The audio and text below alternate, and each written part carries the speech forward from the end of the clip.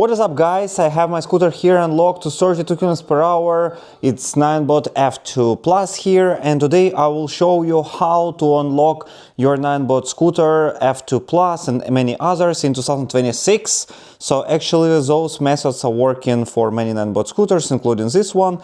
How to unlock it to 32 km per hour, 3 methods, check it out. So here I have 2 apps on my phone, Scooter Hacking Utility and Xiaomi Dash. I will leave a link in the description below to 3 videos how to unlock this scooter. As for now, I will briefly introduce you the method. So firstly is Scooter Hacking Utility here. You connect it to your Ninebot scooter, it's very fast. Actually, need to press button. Okay, it's connected. Then you have change the region options. You see you can control many things here. It's an to stock app.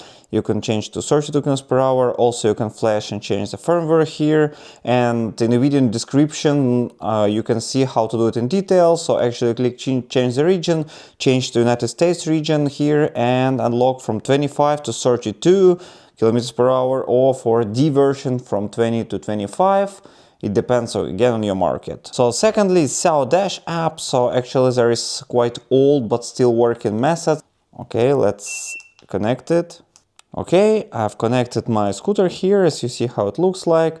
Need to press it also one time this, one this. So you have many options available. Here you have 2 options. The first option is to click unlock higher speed in S mode. So it's also activates 32 km per hour. Second option is actually in a basic, you can use ST-Link utility in case you have. Also, I'll leave it in the description below how to unlock it using ST-Link.